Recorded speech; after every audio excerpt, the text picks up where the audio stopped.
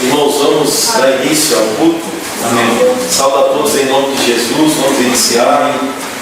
Quero iniciar ouvindo Samuel, lindos irmãos, olhem para cada um de nós. E a bênção de Deus, vamos ouvir o Evangelho.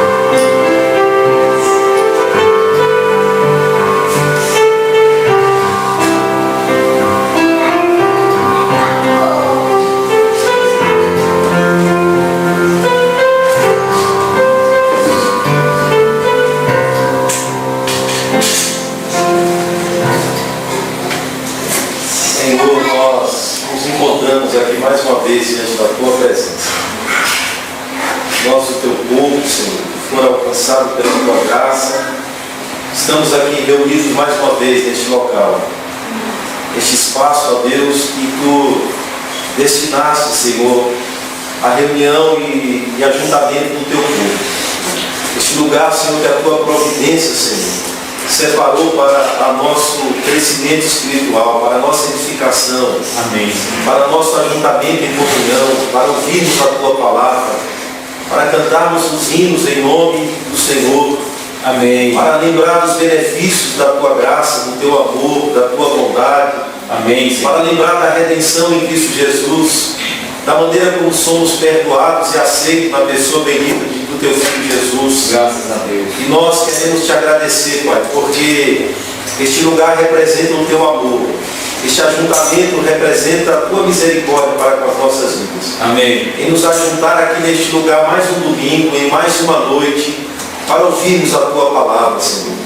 E esta obra da redenção que é ininterrupta em nossas vidas, a Tua graça que superabunda, meu Deus, em nossas vidas, em nossa mente, em nosso coração, em nossa natureza que ainda é recalcitrante, ainda é dura, ainda retrai, ainda foge, ainda busca outros caminhos.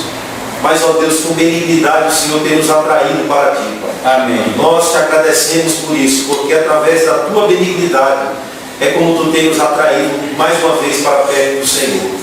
E nós queremos Te agradecer por isso, Senhor. E Te pedir que toda dureza, ó Deus, o Senhor nos livre, que elas sejam tomadas, ó Deus, ou seja afetada em nossos corações. Nós queremos Te pedir, Senhor, que mais uma vez aquilo que ouvimos nessa manhã seja de fato aplicado em nossas vidas, que nossas mentes não sejam cativas da escravidão do pensamento maligno, mundano. Ó Deus, de toda a corrente, Senhor, que subjuga, que nos leva à autodestruição e para longe do Teu aprisco, Senhor. Mas queremos Te pedir, Senhor, que a Tua palavra, mais uma vez, que aqui neste culto, Pai, será cantada, ela será lida, ela será acima de tudo pregada, Senhor, aos nossos ouvidos. Ela, Senhor, seja aplicada, Pai, para trazer saúde às nossas vidas cristãs. Ela traga saúde aos nossos relacionamentos, Senhor. Ela traga saúde, em primeiro lugar, em nosso relacionamento com o Senhor. Amém. Que em nossas vidas, Senhor, a Tua palavra nos leve, Pai, a buscar o Teu reino em primeiro lugar, a ter ao Senhor como de fato o Senhor de nossas vidas, Pai. A buscar, ó Deus, em primeiro lugar a Tua glória, Senhor.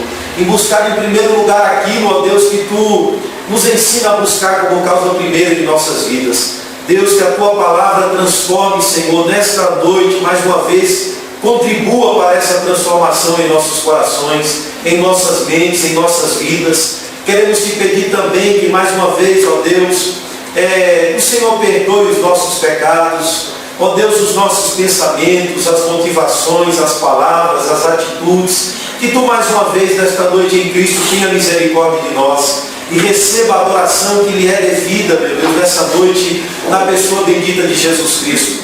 o único que pode mediar, Senhor, o homem diante da Tua presença. Amém. O único que pode cobrir as imperfeições de nossas vidas com a perfeição dEle, com a justiça dEle, com o caráter dEle. E é justamente em Cristo que nós nessa noite, Senhor, queremos Te adorar, queremos ser encontrados nele nessa noite, de pé nele, descansado nele, Senhor. Amém. Porque somente em Cristo Jesus nós temos acesso à Tua presença, Pai.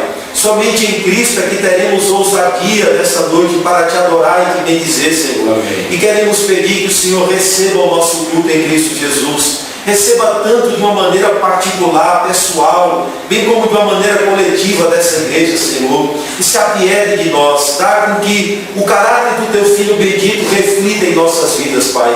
E que aquele mandato, Senhor, espiritual, que se cumpre em nossas vidas de refletir o Teu caráter neste mundo, Senhor, a Tua luz, o Teu sal, o Senhor nos ajude a cumprir, Pai.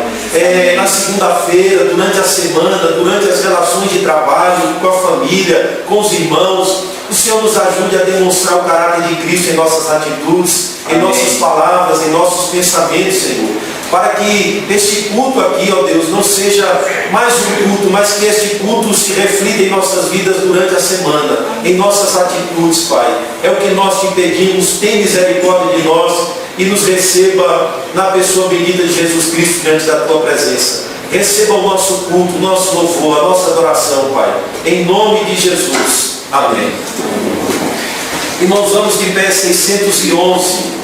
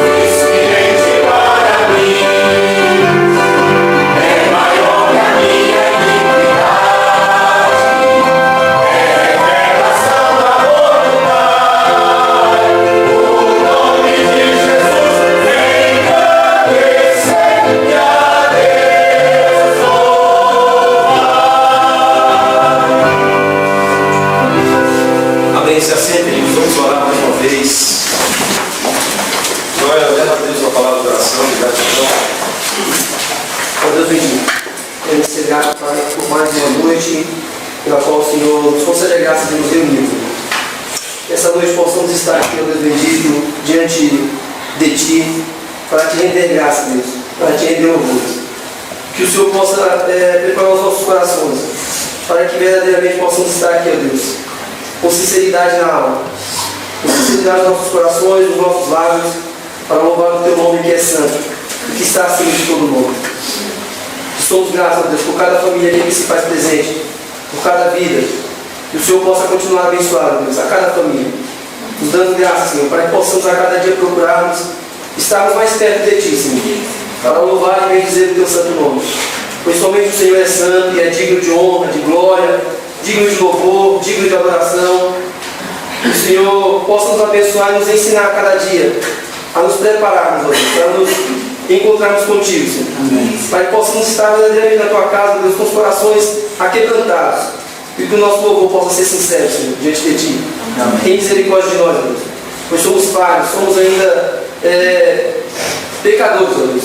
Carecemos da Tua graça, carecemos do Teu cuidado, carecemos do Teu perdão. Cuida de nós, ó Deus. E nos ensina a viver neste mundo tenebroso, neste mundo mau. Mas vivemos de maneira correta, de maneira sincera, santa e agradável aos Teus olhos. Desde agora, Deus, eu te peço e te sou grato por tudo. Amém, Senhor. Amém. Vamos de pé ler 2 Samuel capítulo 5. É a leitura que iremos fazer. 2 Samuel capítulo 5.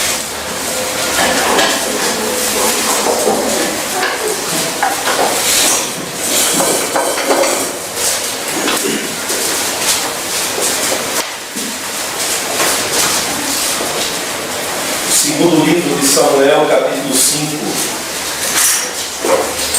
Davi assume o reinado de todo Israel. Todos encontraram 2 Samuel, capítulo 5. Eu vou ler e peço que os irmãos acompanhem a leitura. O capítulo 5 inicia da seguinte forma na versão que eu tenho em mãos. Então, todas as tribos de Israel vieram a Davi, a Hebrom, e falaram dizendo: somos do mesmo povo de que tu és. Outrora, sendo Saul ainda rei sobre nós, eras tu que fazias entradas e saídas militares com Israel. Também o Senhor te disse: tu apacentarás o meu povo de Israel e serás chefe sobre Israel. Assim, pois, todos os anciãos de Israel vieram ter com o rei em Hebrom, e o rei Davi fez com eles aliança em Hebrom perante o Senhor. Ungiram Davi rei sobre Israel. Na idade de 30 anos era Davi quando começou a reinar, e reinou 40 anos. Em Hebrom reinou sobre Judá 7 anos e 6 meses. E em Jerusalém reinou 33 anos sobre todo o Israel e Judá. Partiu o rei com os seus homens para Jerusalém contra os jebuseus que habitavam naquela terra e que disseram a Davi: não entrarás aqui, porque os cegos e os coxos te repelirão. Como quem diz: Davi não entrará neste lugar. Porém Davi tomou a fortaleza de Sião. Esta é a cidade de Davi. Davi naquele dia mandou dizer: todo o que está disposto a ferir os jebuseus, suba pelo canal subterrâneo e fira os cegos e os coxos, a quem a alma de Davi aborrece.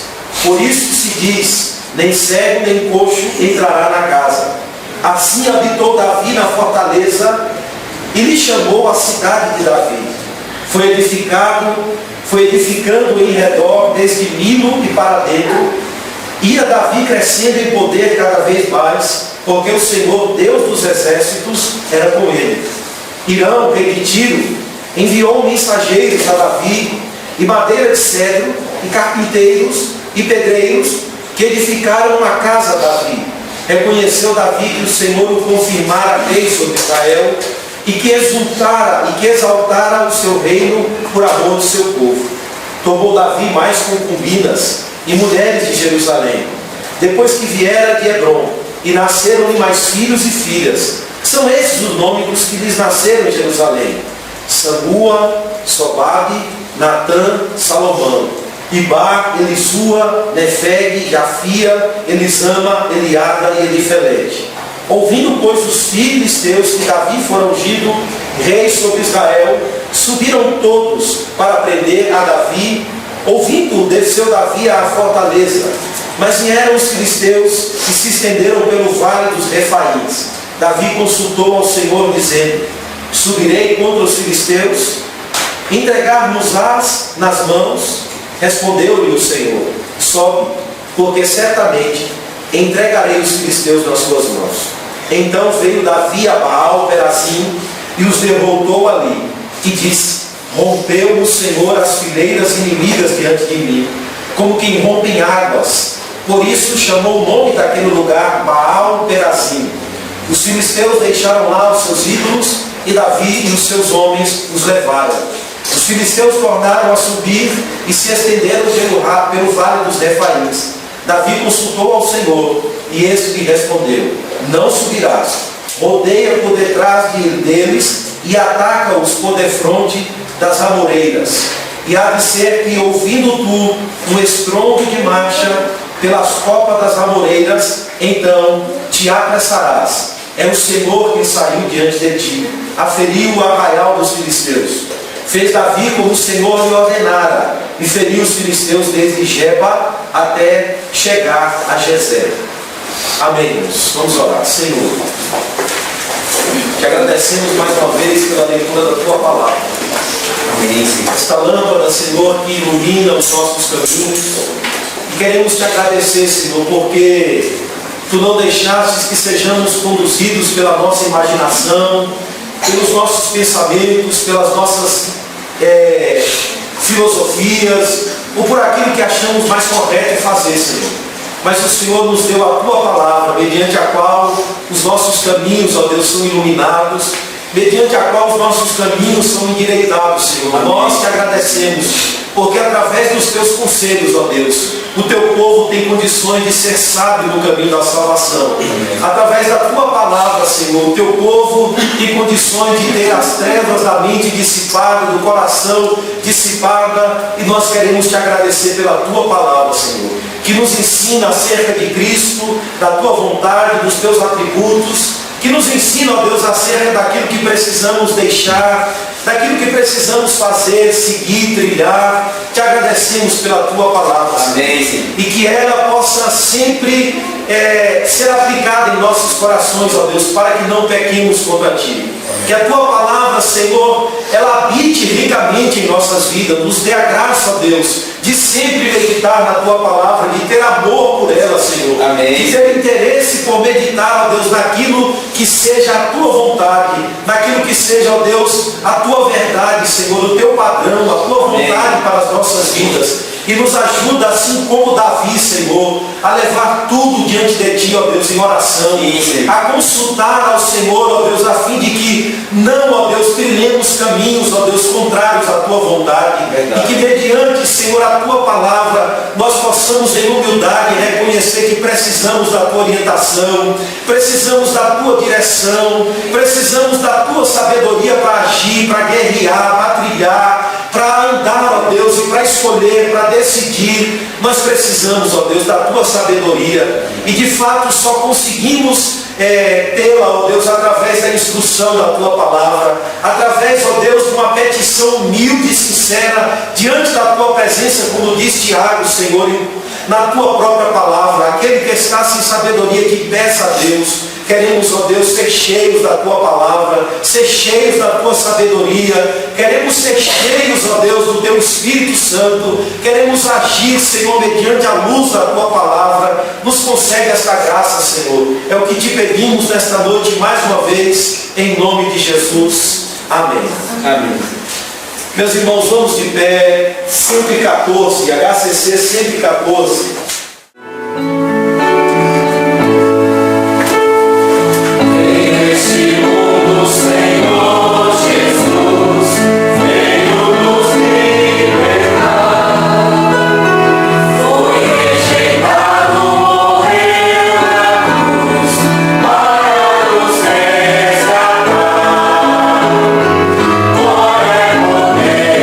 Céu.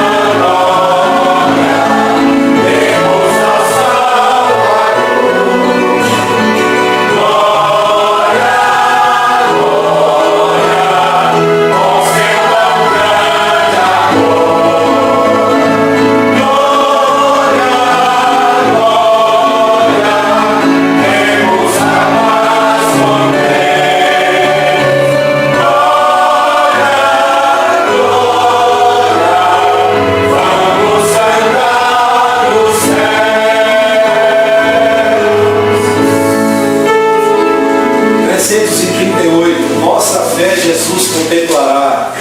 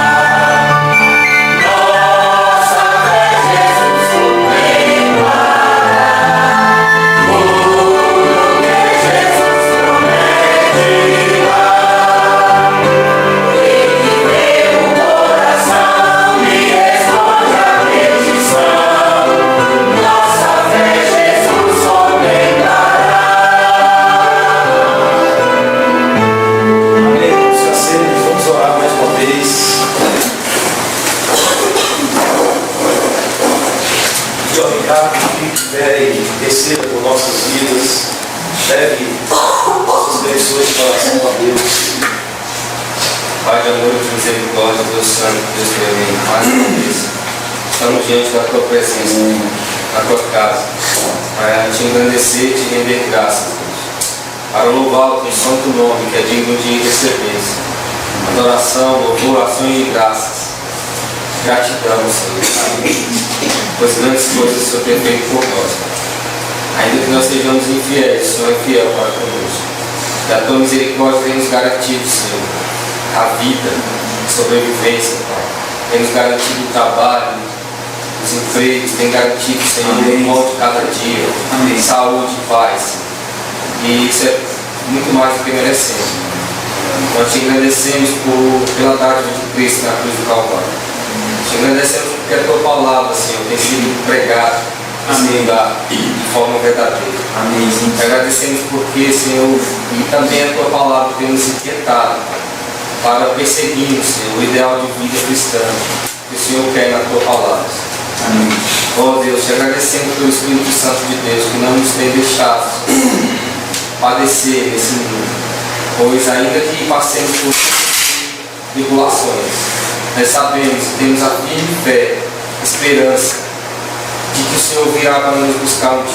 Amém. Mais do que isso, o Senhor já está nos redimindo em Cristo Jesus.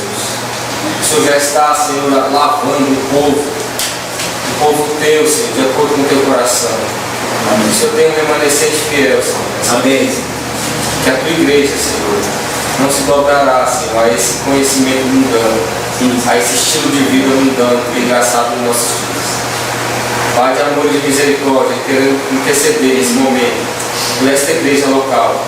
Amém. Que o Senhor tome aqui cada homem, Senhor, os líderes, o pastor, os diáconos, a mim, Davi, Amém. Fabiano. Amém. Senhor, nos dê graça, Senhor, para estar debaixo da Tua palavra. Amém. E nós tenhamos clareza, Senhor, nas diretrizes a serem tomadas pela igreja. Amém. Te pedimos também pelos cabeças das famílias, Pai. Sim, Senhor. Pelos homens aqui dessa igreja. Que o Senhor derrame graça sobre a vida deles. Que o Senhor derrame, Senhor, a Tua misericórdia sobre os lares deles. Para que eles possam ser verdadeiros líderes cristãos dentro das suas casas. Amém. Verdadeiras atalaias, Senhor, que levem a Tua palavra às suas famílias, como um bálsamo curativo, Pai. Amém. Te pedimos pelas mulheres dessa igreja, pelas irmãs, pelas que são mães, pelas que não são.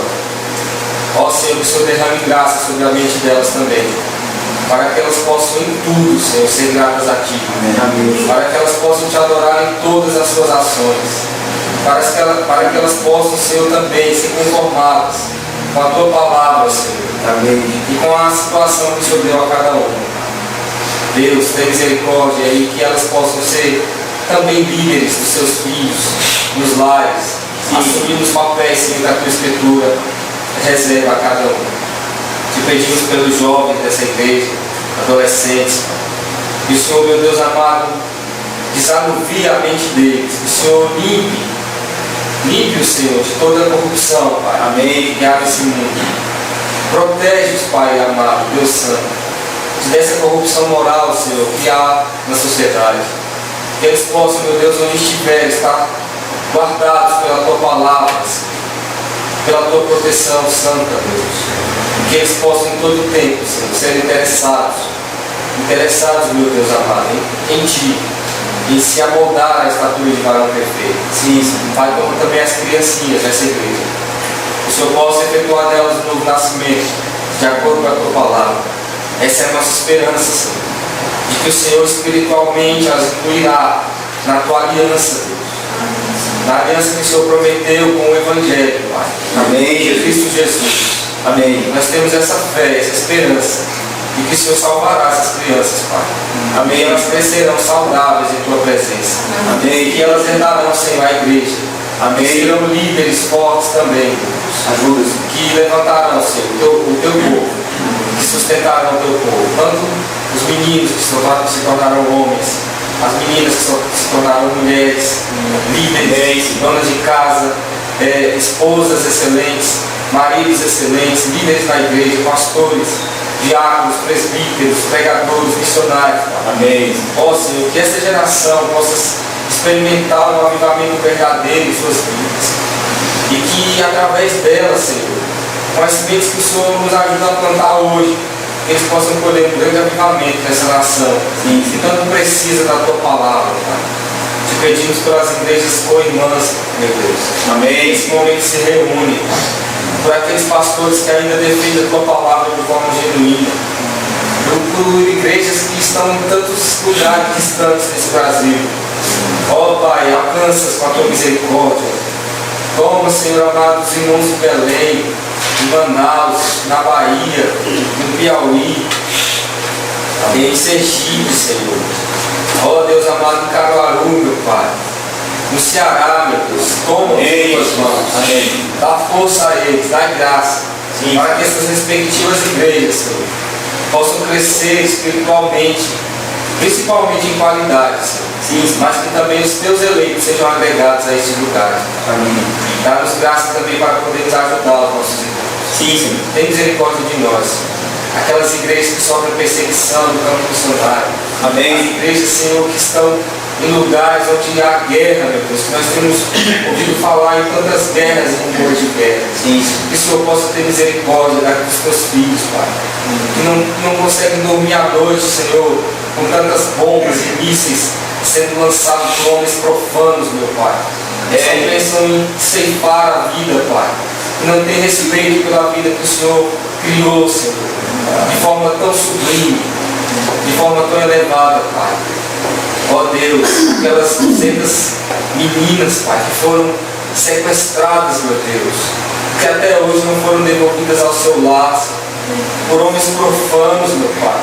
Por homens que dizem que seguem uma religião, e essa religião só tem conduzido o mundo às trevas, Pai. Verdade. Tem misericórdia daquelas vidas, Senhor. Alcança elas com o teu poder, com a tua graça. Salva aquelas meninas, Pai. Para que elas possam ter uma esperança além dessa vida, Senhor, terrível, sofrida. Pai, de amor e de misericórdia, aviva os teus servos, Senhor, na terra. Pai, a tua igreja, Senhor, tem sofrido ataques constantes do inimigo. Pai, a tua igreja, Senhor, tem muitas vezes se dobrado, Senhor, ao mundanismo, ao secularismo, Pai. Deus, que nós possamos vencer a batalha pelas nossas mentes. Pai, que o Senhor possa promover na tua igreja um avivamento, assim como o Senhor fez em outras épocas, Pai. Assim como o Senhor levantou, Senhor, uma igreja forte depois da tua morte, quando o Senhor enviou o Espírito Santo. Assim como o Senhor fez um remanescente fiel, que perseverou mesmo na idade das trevas, Senhor. Assim como o Senhor levantou grandes reformadores que teceram um outro patamar para a tua igreja, Pai.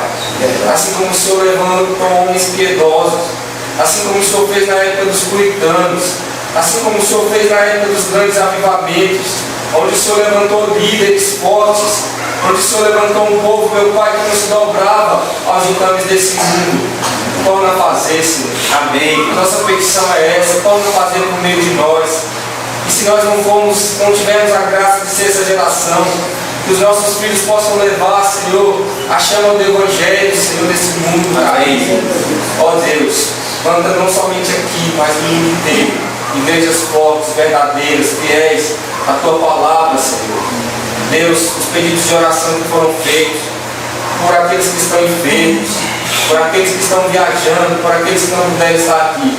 Que o Senhor os alcance com a tua graça, amém, com a tua misericórdia. Senhor, que eles possam meditar em tuas palavras e que o mesmo Espírito que nos ilumina aqui possa iluminá-los lá também, Senhor, para que eles sintam a tua presença. Ó Pai, já te agradecemos por tudo que o Senhor tem feito por nós. Também te pedimos ainda, Deus, que aqueça os nossos corações com a chama do Evangelho. Amém. Que o Senhor possa nos fazer voltar, Senhor, a sermos atalaias, Deus, a sermos chamas vivas em tua presença, e sermos homens e mulheres incendiados pela tua palavra, que possa nos levar onde quer que nós estejamos, Senhor, nos estudos, no trabalho, aonde quer que esteja, em casa, meu Pai, aos vizinhos, na rua, aonde estejamos, que possamos ser, Senhor amado, atalaias verdadeiras, proclamadores do teu Evangelho, que nós não nos dobremos, Senhor, aos titanes desse mundo. Amém. Está caído e perdido no maligno.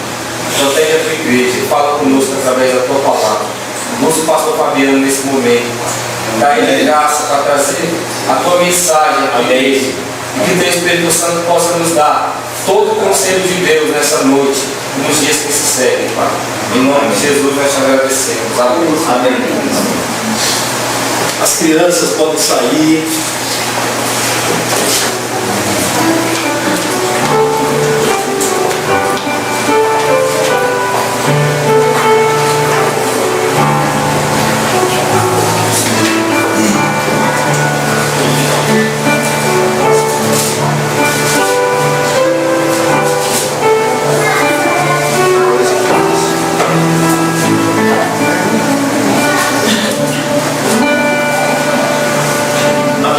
Vamos de pé, ler Marcos capítulo 7 e do versículo 31 ao versículo 37. A pregação expositiva não permite o pastor pular texto. Você tem que passar por ele. Agora, capítulo 7, versículo 31 ao 37.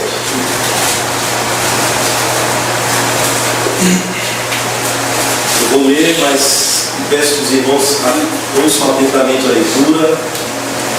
Marcos capítulo 7, 31 ao 37. O texto inicia assim: de novo, se retirou das terras de Tiro e foi por Sidom até o mar da Galileia, através do território de Decápolis. Então lhe trouxeram um surdo e gago e lhe suplicaram que impusesse as mãos sobre ele.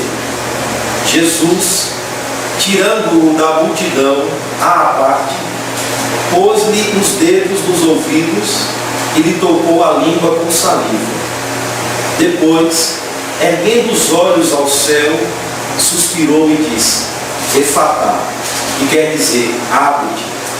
Abriram-se-lhes os ouvidos e logo se lhe soltou o empecilho da língua e falava desembaraçadamente.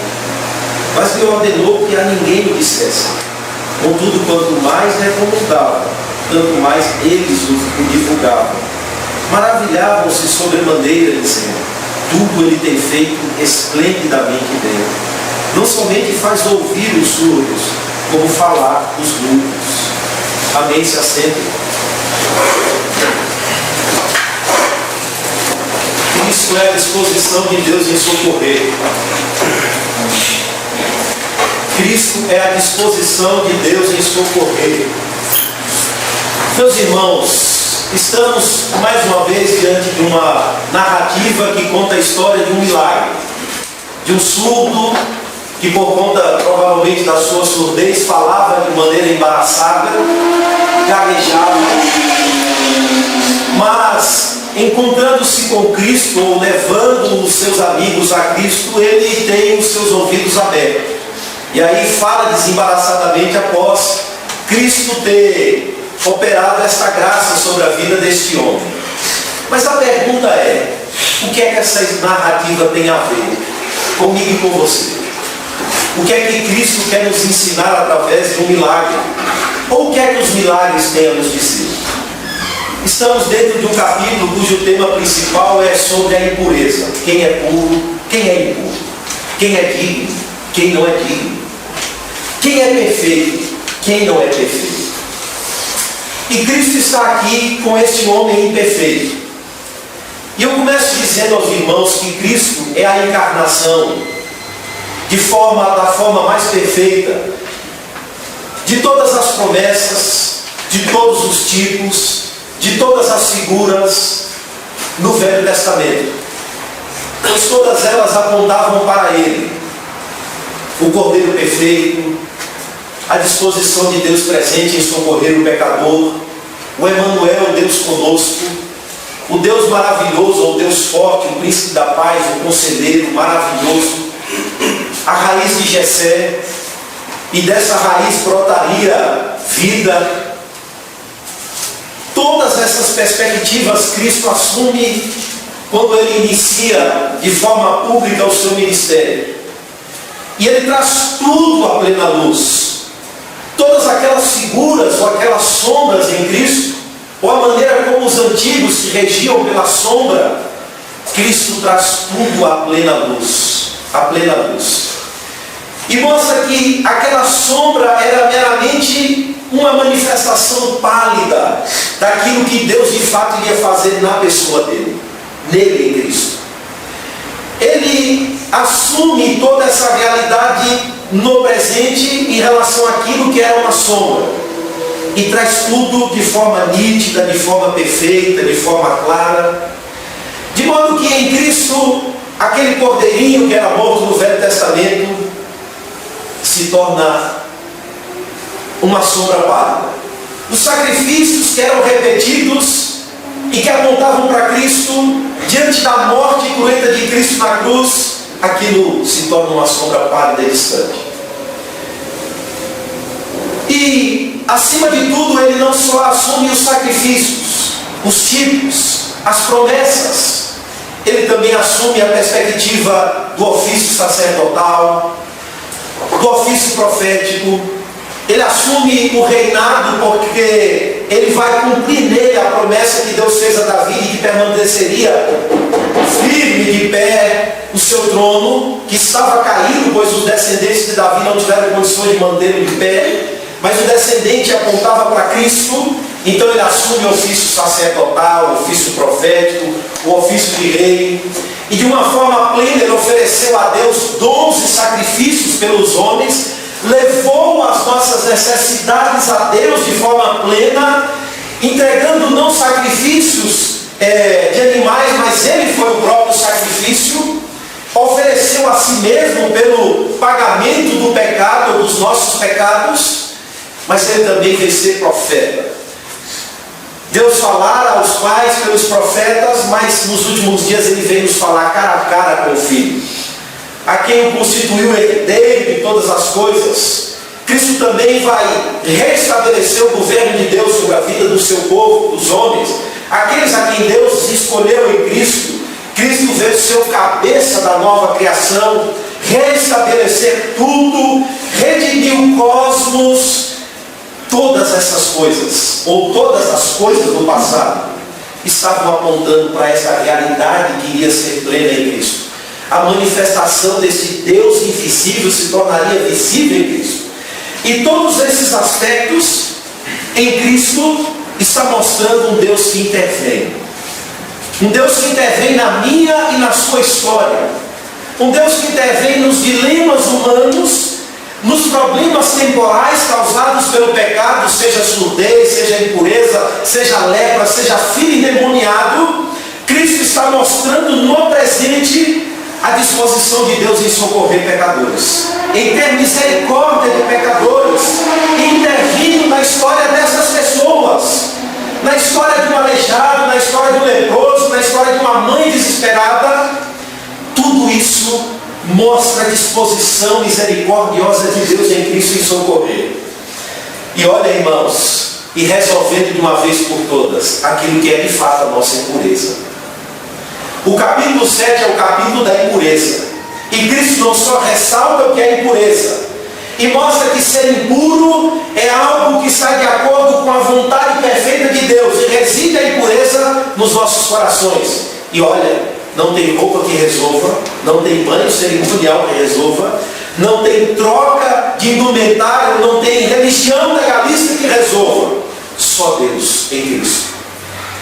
E Ele faz isso sem se contaminar, sem sofrer prejuízos em seu caráter. Deus em Cristo irá se compadecer de cada um de nós, das nossas impurezas. E essa história que Marcos está escrevendo, ou que escreveu, e que narra, novamente irá mostrar a manifestação de Deus em Cristo. Este milagre está apontando para algo além de alguém que foi aberto os ouvidos, ou de alguém que agora fala desembaraçadamente. Essa história está apontando para algo mais profundo. É isso que o Evangelho quer tentar nos mostrar. É isso que Cristo está tentando nos mostrar. Essa história está mostrando algo além de uma necessidade física a ser resolvida. E essa história vai justamente nos mostrar tudo aquilo que Deus em Cristo está trazendo para o nosso presente, resolvendo as nossas impurezas através de uma maneira soberana. E isso Deus vai fazer sem se contaminar, pois Ele sim, diferente dos fariseus, é o único que em si mesmo teria ou tem a prerrogativa de se manter distante de cada um de nós, porque Ele é santo, Ele é puro, Ele é perfeito. Ele sim, diferente dos fariseus, poderia fechar as portas da sinagoga para nós e dizer: aqui vocês não entram. Mas Ele não. Ele percorre caminhos distantes em Cristo para socorrer uma mulher aflita. Ele percorre caminhos distantes através de Cristo ou em Cristo para ir em um lugar considerado pagano e imundo. Essa é a boa notícia do Evangelho, que mostra o contrário daquilo que os fariseus ou a religião legalista ensina. O Evangelho mostra um Deus que se aproxima, um Deus que intervém, um Deus que vai à minha e à sua direção para nos buscar, um Deus que vai à nossa impureza para nos tornar puros, um Deus que cruza conosco no nosso caminho para resolver os nossos problemas de surdez, de fala embaraçada, de um Deus que entra no sofrimento da minha e da sua vida e se compadece de mim e de você e socorre-nos em nossa aflição presente, em nossa aflição causada pelo pecado. Portanto, eu repito mais uma vez, Cristo é a disposição de Deus em socorrer pecadores. Agora, como essa história vai nos mostrar isso? Essa história vai nos mostrar Cristo demonstrando claramente de que Deus se compadece do homem caído. Deus se compadece daquele que está sofrendo as consequências terríveis do pecado. Veja, Cristo mais uma vez se retira, diz o texto. De novo, se retirou das terras de Tiro e foi por Sidom ao mar da Galileia, através do território de Decápolis. Irmãos, Jesus já havia passado várias vezes perto do território pagão. Porém, muitas vezes sem entrar nela, passando ao largo ou de longe, ele não entrava ou não se relacionava com os pagãos, ou não entrava na terra dos pagãos. Aqui Cristo mostra o contrário. Ele sai de Sidom, sai de Tiro, melhor dizendo, passa por Sidom, percorre um longo caminho, dando a volta à região da Judéia, para ir à beira do mar da Galileia, através do território chamado Decápolis. Ou seja, de novo, Cristo está entrando numa região não da Judéia ou não dos judeus, mas na região dos pagãos. Seu destino é chegar à beira do mar da Galileia. Olha, aqui provavelmente é o último período longo desfrutado por Cristo com os seus discípulos.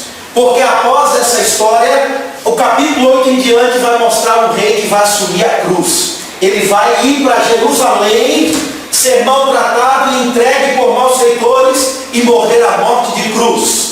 Então, segundo os historiadores, Cristo percorre um caminho longo, dá uma volta imensa, e o seu destino é ir parar à beira do mar da Galileia.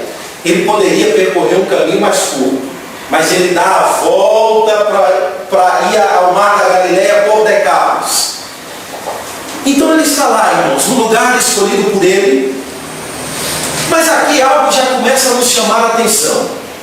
Se você olhar para o capítulo 5 de Marcos, você vai ver um Jesus sendo expulso de Decápolis. Vemos o Senhor sendo expulso daquela região, mas por que ele foi expulso?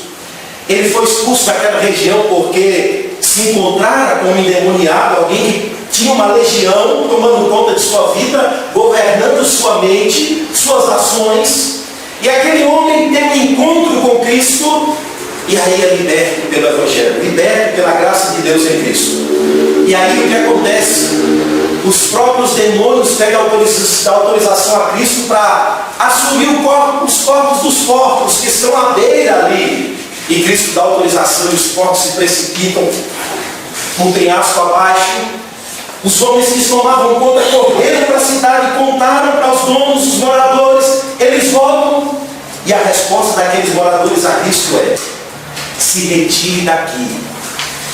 O texto diz que eles rogam a Cristo que se retirem dali. Saiam daqui. Sai daqui. Mas Cristo aqui está voltando à região aonde ele fora expulso. O Senhor aqui já começa a demonstrar a sua bondade, voltando a um lugar onde ele fora rejeitado. Ele está à beira de uma região onde ele foi rejeitado. Isso já começa a demonstrar que de fato graça é favor a quem não merece. O Evangelho já começa a nos mostrar que graça é favor a quem rejeita, a quem não merece, a quem é duro, a quem está longe, a quem quer ver Deus longe do governo de sua vida. E graça é isso, é indo em direção a pessoas rebeldes, duras, que não querem o governo de Deus sobre suas vidas. É a reaproximação de Deus a homens rebeldes. Isso é graça, é favor imerecido. É um Deus que insiste mediante situações de rejeição profunda. A graça, irmãos, em Cristo, veio não lançar a nossa indignidade no rosto, pois ele teria condições. A graça não veio voltar para se vingar de pecadores, pois Cristo poderia ter dito: olha, eu estou aqui de novo para me reafirmar diante de vocês que me rejeitaram, que me expulsaram daqui. Não, a graça é favor a quem não merece. Você não merece, eu não mereço, nós não merecemos. E Cristo volta aqui, e ele volta conduzido pelo propósito não de reafirmar a sua autoridade, mas de fazer a vontade de Deus. de ser conduzido pelo propósito de Deus, de servir aos homens, de manifestar o seu amor, o amor de Deus aos homens, de conceder graça a quem não merece, bondade a quem não merece. E ele está ali, à beira daquele lago, e aparece de repente, o versículo 32 diz: então trouxeram um surdo e gago, e lhe suplicaram que ele pusesse as mãos sobre ele. Chega então, irmãos, pessoas trazendo este homem surdo, gago, e suplicaram a Cristo que impusesse as mãos sobre ele. Mas o mestre poderia dizer a eles: não, vocês lembram daquele dia? Eu não me esqueci. Não, pode voltar, acabou. Não, a misericórdia de Deus aqui vai se manifestar em Cristo. Amém. Certamente a dificuldade em falar, já repito de novo, seja resultado da surdez. Mas de qualquer forma, a condição apresentada do homem mostra uma humanidade sofrendo de novo. Sofrendo de novo. O indivíduo é um quadro do homem com dor, sofrendo os dilemas de uma terra sem Deus, de uma vida distante da graça de Deus. E os que lhe trouxeram suplicaram: impõe as mãos. Irmãos, era um costume da época, era um entendimento da época de que as enfermidades eram expulsas, ou as pessoas eram curadas mediante a imposição somente das mãos. E os amigos do surdo aqui chegam querendo determinar o método como o indivíduo receberia a graça ou o favor de Deus. Agora, Jesus poderia tocar, Jesus poderia de longe dizer: está curado. Jesus poderia não só tocar ou com um pensamento dizer: está curado. Jesus poderia fazer várias coisas, como fez a mulher do texto anterior, quando disse a ela: vai, porque o demônio já saiu de sua filha. Poderia fazer várias coisas, mas ele não está sujeito primeiramente aos nossos métodos, nem mesmo aquilo que achamos ser a maneira correta de Deus agir. Todos de nós acreditariam numa cura de alguém que coloca saliva na língua de alguém. Jesus está ensinando tanto os discípulos como aqueles que estão trazendo o céu. Deus não segue, irmãos, nossas fórmulas prontas. Ele sabe como curar a mim e curar você. Ele sabe como tratar a nossa surdez, a nossa gagueira. Ele sabe como tratar o nosso problema, seja com imposição das mãos, seja gritando de longe, ou seja silenciando. Ele sabe tratar a mim e a você. E Cristo vai mostrar a sua ação, não determinada pelos amigos, mas vai mostrar a sua ação segundo a vontade de Deus. E os resultados aqui obtidos por Cristo, ou que Cristo quer obter, vai muito mais além do que fazer o ouvir. Vai muito mais além do que ter a sua fala desembaraçada. A bondade e a misericórdia de Deus sobre a vida daquele homem vai além dos males causados pelo pecado na sua vida física. Sua misericórdia vai além de nos proporcionar resultados rápidos. Seu poder irá nos proporcionar curas mais profundas. Mais profundas. Seu propósito é muito mais do que passar por nossas vidas. O propósito de Cristo é ficar em nossas vidas. O propósito de Cristo é curar substancialmente as nossas vidas e não passar por elas. E este homem é a imagem daquele que não é ouvido, não ouve, mas pelo contrário, está preso dentro do seu próprio dilema, da sua própria vida, da sua própria linguagem, da sua própria interpretação daquilo que o cerca. Irmãos, eu costumo dizer que a vida do surdo, mudo, é terrível. Falo isso porque eu trabalhei com uma pessoa que tinha problemas de surdez. E ela ficava assim perplexa na sala, querendo entender o que as pessoas estavam falando. Era uma pessoa cheia de cisma. Se tivesse alguém por trás dela falando alguma coisa, ela achava que estava falando dela. Se virava assustada. Uma pessoa cheia de complexos, difícil de se relacionar, trancada em si mesma. Quando eu li esse relato, me lembrei automaticamente dessa pessoa trancada em si mesma, trancada em seu mundo. Mas veja como Cristo tem um propósito de ir além. Na pessoa de Cristo, não só os seus ouvidos serão abertos. Essa é a necessidade que você percebe, que eu percebo, que nós percebemos. Mas a necessidade que Cristo percebe vai além de somente abrir os nossos ouvidos. A necessidade percebida por Deus em nossas vidas é muito mais do que nos proporcionar ouvidos para nos interagir com as pessoas. Mas certamente Ele quer curar aquilo que a surdez causou, na alma, nas emoções, na mente. E Jesus vai de fato fazer isso. A misericórdia de Deus vai se manifestar sobre a vida desse homem. E a primeira atitude de Cristo é tirá-lo da multidão. Tirá-lo da multidão. A primeira atitude é tirá-lo do palco. Sua intenção não é usar o homem para promover o Evangelho. Diferente dos curandeiros, hein, irmãos? O que nós vemos hoje. Para se autopromoverem o usador das pessoas. Promessas falsas. Curas invisíveis. O Senhor não considera o nosso problema como um caso. Ele nos vê como pessoas, indivíduos, que têm alma, que têm sentimentos, que têm emoções, que têm um coração que precisa ser transformado pelo Evangelho muito mais do que o nosso físico. E Ele não quer usar o homem para atrair as massas a si, pelo contrário, Ele quer nos tirar do palco da vida. Ele quer nos separar daquilo que nos envolve. E a segunda atitude de Cristo demonstra aquilo que Ele vai fazer. Primeiro Ele tira. Agora observe o verso 33.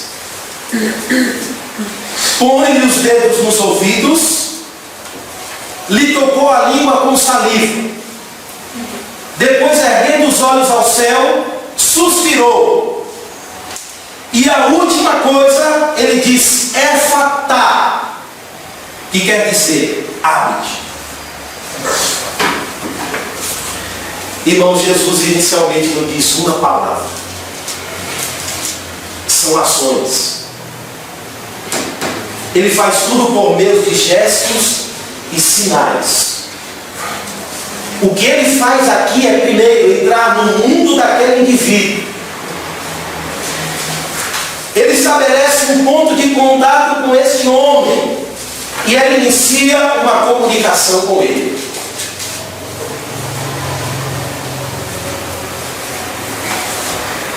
O que Cristo está dizendo é que Deus desce a nossa condição mais deplorável. E de uma forma soberana se compadece da minha e da sua dor. Ele penetra o nosso mundo, a nossa realidade. Mas Ele não faz isso de forma fria. Ele manifesta isso de uma maneira calorosa, com compaixão, de uma forma amorosa, misericordiosa. E a forma como Ele socorre esse homem é penetrando profundamente na sua dor, é se colocando no lugar dele. O suspiro de Cristo aqui, quando Ele olha aos céus, não é de alguém que está incomodado com a dor do outro. Não. O suspiro de Cristo não é alguém que está sendo interrompido em seu descanso. Mas não, o gemido aqui, ou suspiro, é a espécie de um suspiro de dor, de um gemido. Ou seja, Cristo aqui está sentindo a dor desse homem, a sua dor. E ele não age de forma fria. Assim também o Evangelho nos ensina, irmãos. Olha, capítulo 9 de João. Os discípulos perguntam a Cristo, quando se deparam com um homem deficiente, perguntam a ele: quem pecou, Senhor, ele ou seus pais? Jesus disse: nem ele pecou, nem os seus pais. Ele nasceu assim para que se manifeste sobre ele a glória de Deus. Estamos dentro de um capítulo que descreve purezas e impurezas, dignidade e indignidade, perfeições e imperfeições. E este homem está vivendo num mundo carregados de preconceitos, tanto religiosos bem como filosóficos. E este homem, irmãos, carrega em si, segundo as concepções dos religiosos, dos fariseus, dos escribas, a maldição de Deus, o desfavor de Deus. Alguém que deve ser objeto da ira de Deus. Cristo não. Ele se compadece da dor do outro. Ele recorre ou ele socorre entrando no mundo de sofrimento daquele que sofre e vive a sua dor. Olha para os céus e sabe que se Deus não tiver misericórdia, não só o surdo e o que fala embaraçado sofrerá os danos terríveis do pecado, mas também a todos que desfrutam de perfeição física, que desfrutam de condições físicas elevadas, todos carecem da glória e da misericórdia de Deus. Todos. E Cristo olha para o céu e suspira. Ou seja, sente a dor do homem. E a última palavra que ele diz é Efatá. Abre-te. E o verso 35 diz: abriram-se-lhes os ouvidos, e logo se lhes soltou o empecilho da língua. Irmãos, eu digo, é evidente que nós não temos poder para dizer ao surdo, Efatá. É evidente que nós não temos poder em nós mesmos para resolver todos os problemas do mundo. Não. E também essa não é uma promessa do Evangelho. Mas somos chamados a se compadecer daquele que sofre, assim como Cristo se compadeceu. Às vezes você não sofre extremos da condição de uma vida debaixo do pecado. Você não tem problemas físicos, você não tem problemas emocionais, você não tem problemas mentais. Mas há pessoas que sofrem. E que sofrem as consequências do pecado. Sofrem porque nasceram deficientes. Sofrem porque nasceram com problemas mentais. Sofrem porque nasceram debaixo de um dilema terrível. Somos chamados a manifestar a compaixão do Senhor aos que sofrem. E não, irmãos, muitas vezes pregar sobre o sofrimento, sobre uma pedra fria, ou com uma atitude fria. Mas pelo contrário, Cristo sabe que o sofrimento é uma condição ou uma consequência do pecado, e por isso olha aos céus. E sabe que se Deus não tiver misericórdia, se Deus não se compadecer nele, com os pecadores, não só o surdo, mas eu e você, estamos perdidos. Somos chamados a participar, irmãos, e entrar no mundo do que sofre. Sentir a dor do que sofre. Levar as cargas uns dos outros, diz Paulo escrevendo aos Gálatas. Manifestar o amor de Cristo. E não como os judeus, os fariseus, que reputavam tais condições como alguém que deveria estar afastado, longe, maltratados, porque eram indignos de serem aceitos e recebidos. Mas Cristo nos chama a entrar no mundo dessas pessoas. A entrar no mundo dessas pessoas. E é dessa forma que Cristo se compadece delas, socorre. Ele não passa pelo homem, mas ele entra na vida desse homem. Desce ao nível dele, alcança a linguagem dele e se comunica com ele. Por isso o segundo ponto é: só Cristo traz efetivamente para o presente as promessas de Deus. Só Cristo.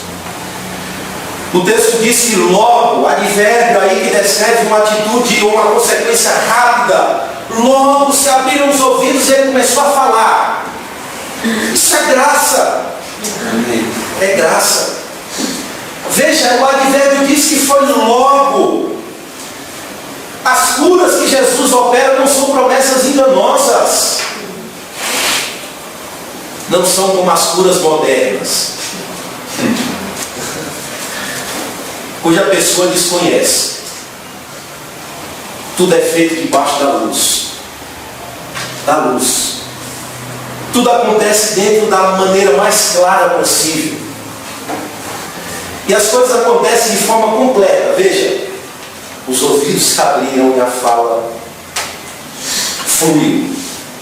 A audição e a fala foi restaurada à sua plenitude. E tudo aconteceu sem magia, sem nenhum elemento mágico, sem barganha. Pelo contrário, ele só olha, suspira, e a expressão que ele usa não é um termo mágico, mas é uma expressão que o próprio Marcos traduz: abre-te. Ou seja, um termo que está traduzido dentro do próprio texto. E este texto é apenas uma palavra no aramaico que significa uma ordem para abrir. Abra-te. E Marcos traduz o termo mostrando que não há mágica. Mas o resultado sobre a vida do homem, eu repito, é muito mais. Você precisa ver além. Além de uma manifestação da autoridade de Cristo sobre a condição física dele, sobre os problemas que afetam o corpo do indivíduo, você precisa ver além de um Cristo que precisa se reafirmar diante daqueles que o negaram. Todos os milagres nos evangelhos apontam para uma necessidade mais profunda na vida dos seres humanos, bem como demonstram a concretização de alguma coisa. De alguma coisa. O que é que significa abra-te? O que é que significa o verso 37, quando ficaram todos maravilhados, esplendidamente maravilhados, e disseram: ele faz tudo bem.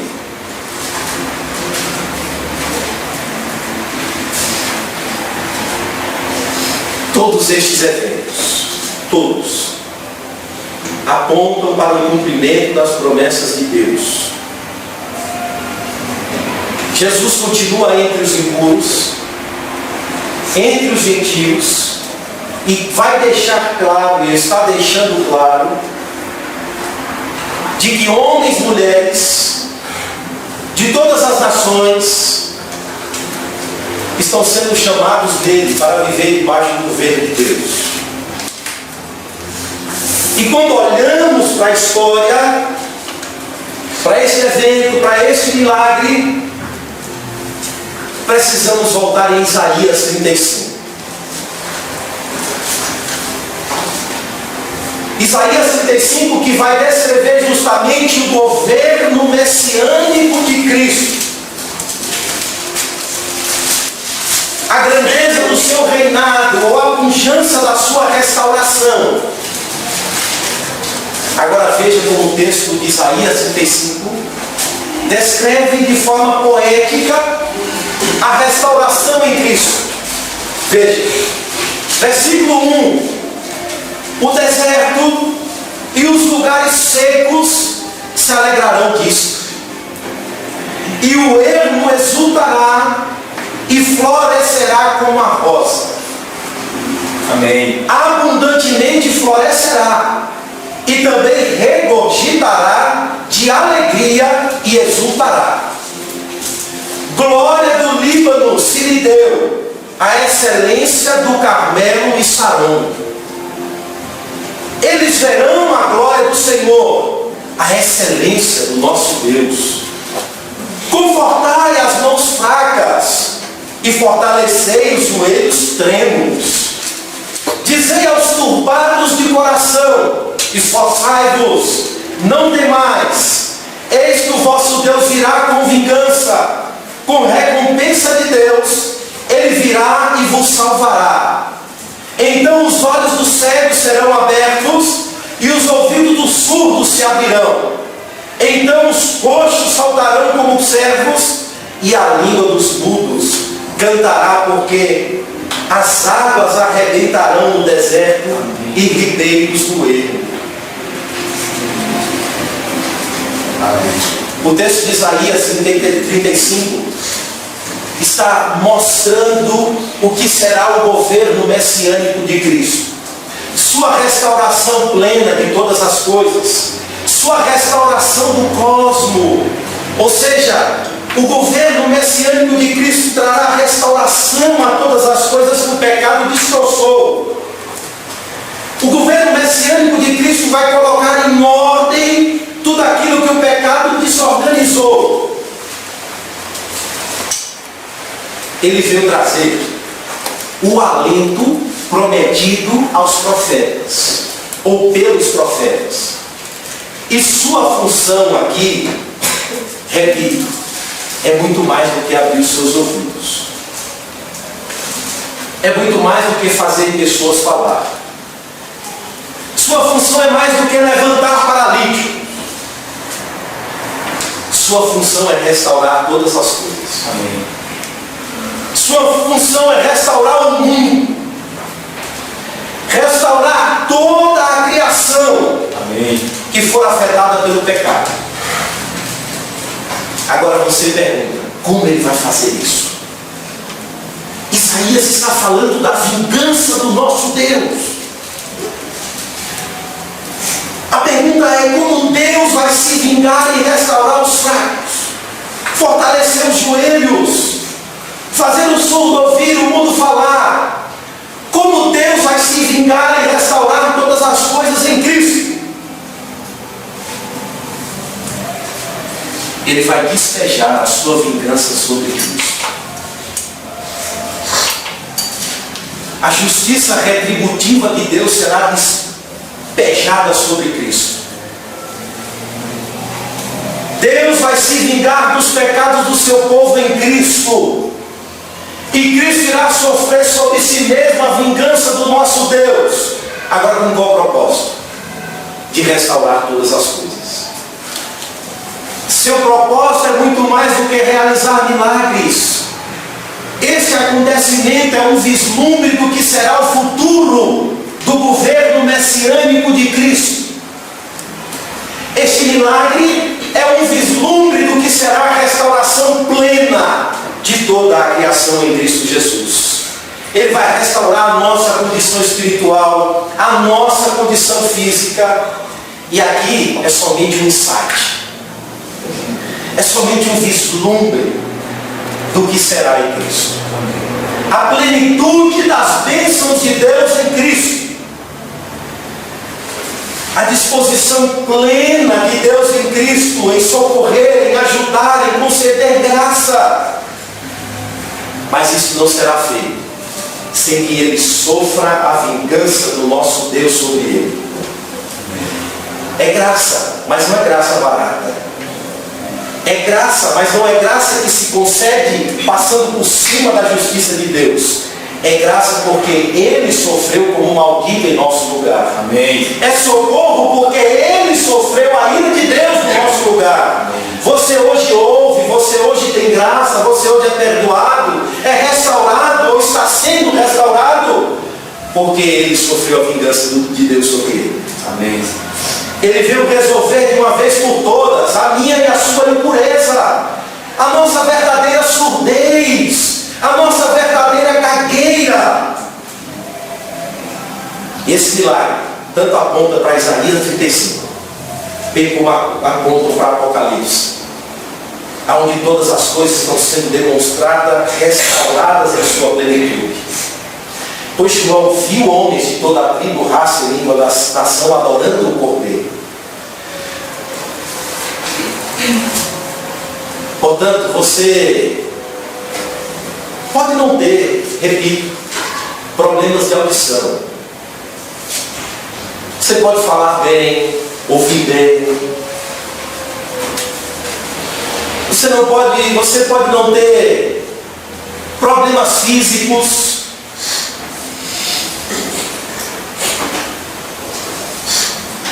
Mas todos nós temos deficiências a serem corrigidas por Cristo. Todos nós.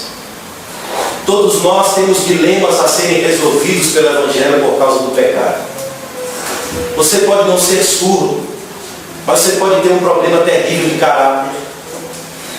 Você pode não ser surdo, mas você tem um problema terrível em suas emoções, em sua mente. Você pode não ser surdo, mas você tem um problema terrível afetado na sua mente, causado pelo pecado, pois você precisa ouvir e ouvir as mesmas coisas sempre. E Deus, pela sua graça, repete, até que você chegue ao pleno conhecimento da verdade. Amém. É isso que os fariseus não viram. E é isso que os fariseus não enxergaram. Você pode não ser surdo fisicamente, mas espiritualmente está surdo. Espiritualmente está deficiente. E assim como o surdo, você precisa de um rei, de um sacerdote, de um profeta. Amém. De alguém que desça ao nível da sua condição e te restaure, tenha compaixão de você, misericórdia de você. Você precisa de um Cristo que desça a sua existência caída e abra os seus ouvidos para ouvir. Você precisa. Nós precisamos. Nós precisamos. Portanto, é muito mais do que uma cura. É o vislumbre de umas necessidades mais profundas que eu e você lidamos com ela todos os dias. Todos os dias. E que este Cristo precisa se revelar a nós todo dia. Todo dia. A graça precisa ser derramada a cada um de nós todos os dias. Cristo precisa nos dar graça para ouvir todos os dias. Amém.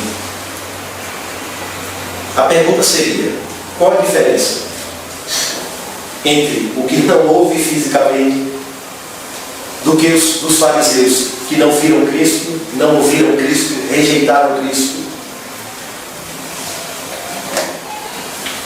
E Cristo, sim, só Ele traz para os presentes as promessas de Deus. Só Ele antecipa a restauração plena do futuro para o presente. Abre plenamente os ouvidos, restaura a fala, restaura a nossa vida. Só o Evangelho, só a graça. E o terceiro ponto é: isso porque em Cristo, irmãos, aquilo que é pleno no futuro, Ele nos traz para o presente. Aquilo que é pleno no futuro, Ele traz para o presente. O milagre, irmãos, acontece, mas há uma preocupação de Cristo aqui. Olha, ele diz: olha, não diga nada a ninguém. Ele ordenou que não espalhassem. Contudo, quanto mais recomendava, tanto mais eles o divulgavam. Agora, por que Cristo aqui tem a preocupação de que eles não divulguem? Para que o próprio evento não seja interpretado de maneira equivocada. Irmãos, Cristo não quer que se propague ou que se faça propaganda dos milagres que estão marcados no Evangelho. Cristo não quer ser identificado como uma panaceia. Não. Como alguém que vai resolver todos os males temporais. Não. O ápice do seu ministério é a cruz.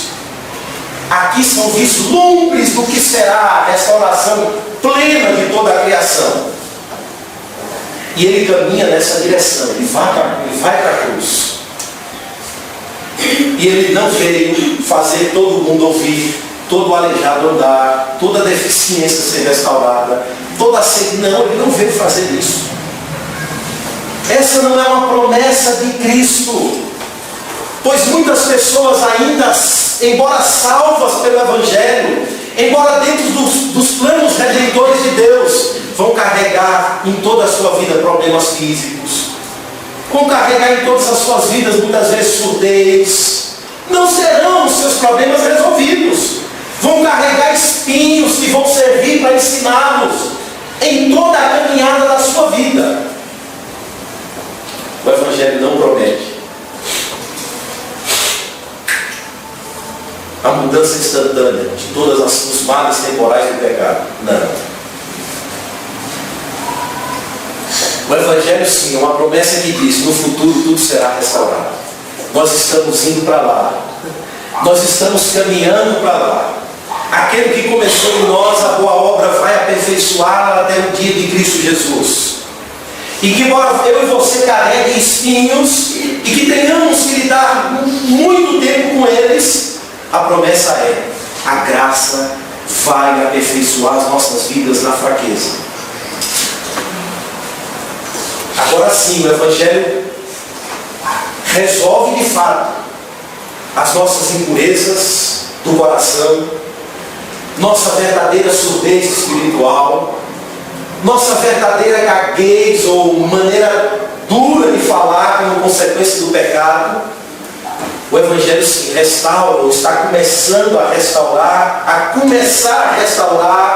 a nossa vida espiritual, está começando a restaurar a nossa condição espiritual perante Deus, e vai restaurar tudo de maneira plena na consumação de todas as coisas.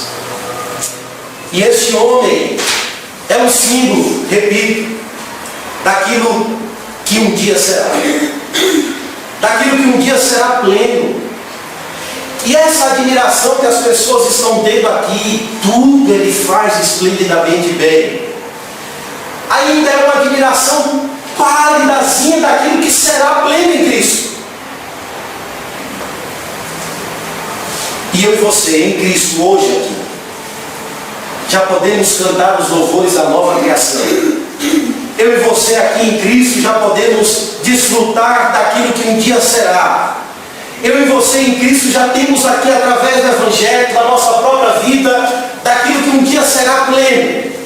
Porque Cristo traz para o presente aquilo que um dia será pleno. Ele nos dá novo coração, Ele restaura a nossa condição, o nosso relacionamento com Deus e uns com os outros. E à medida que isso vai avançando, nós estamos caminhando para aquilo que será perfeito em Cristo.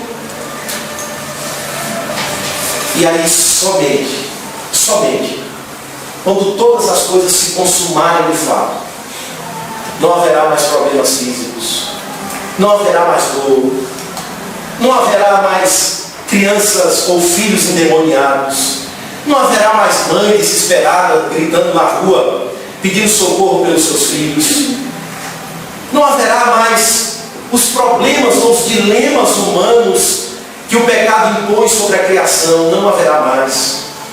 Todas as coisas serão restauradas plenamente em Cristo Jesus. Todas as coisas tomarão de novo, assumirão de novo a sua plenitude em Cristo Jesus. E Paulo, escrevendo as suas cartas, ele começa a pincelar isso, dizendo que a criação geme e aguarda a liberdade dos filhos de Deus. A própria criação de Deus, Paulo descreve a imagem que ela está olhando para esse futuro, esperando a liberdade plena dos filhos de Deus, porque até ela foi sujeita à escravidão, não por aquele que a sujeitou, mas foi o próprio pecado. Afetou a nossa relação com Deus, uns com os outros, com a criação de Deus, afetou o nosso entendimento, afetou os nossos ouvidos, afetou a nossa fala. Mas Deus em Cristo está restaurando todas as coisas. Deus em Cristo, que começou em nós a boa obra, vai levar as nossas vidas a uma plena transformação. E este homem aqui é só um símbolo daquilo que um dia eu e você seremos.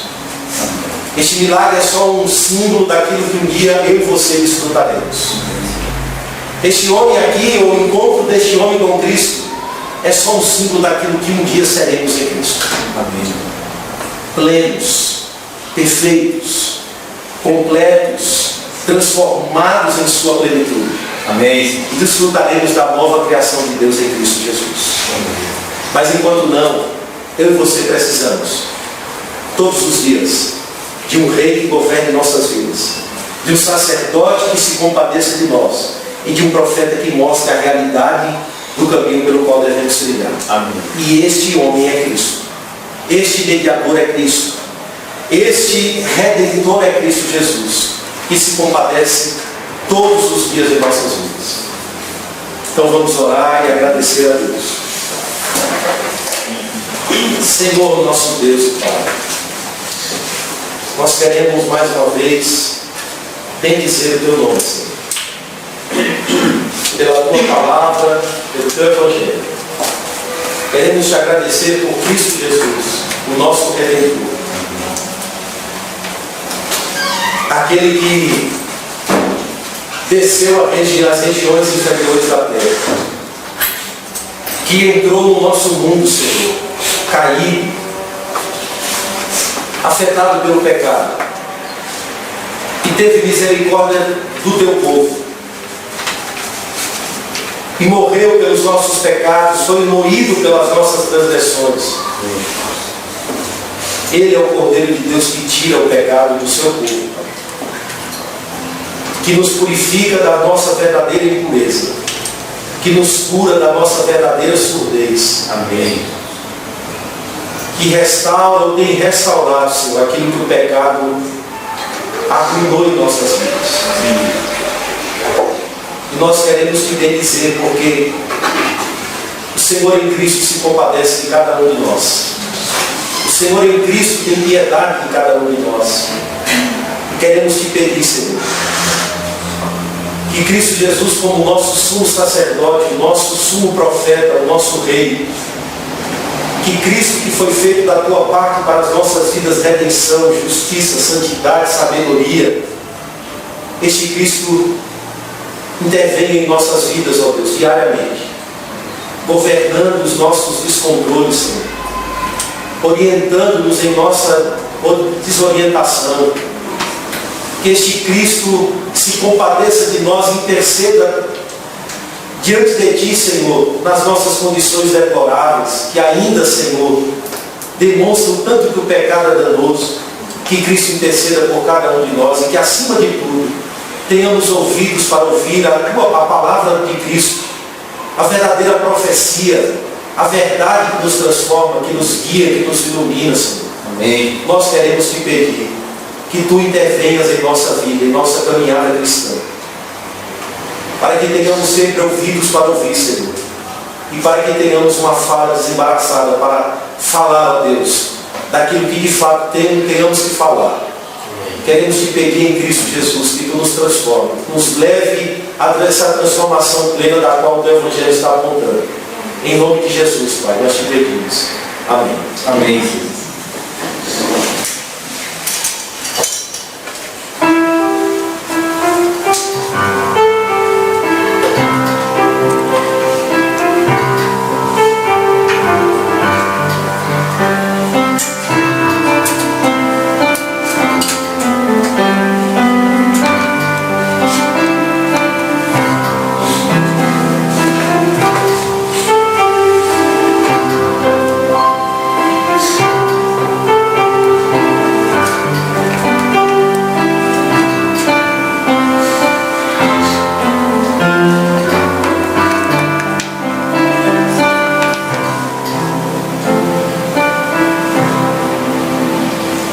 Amém.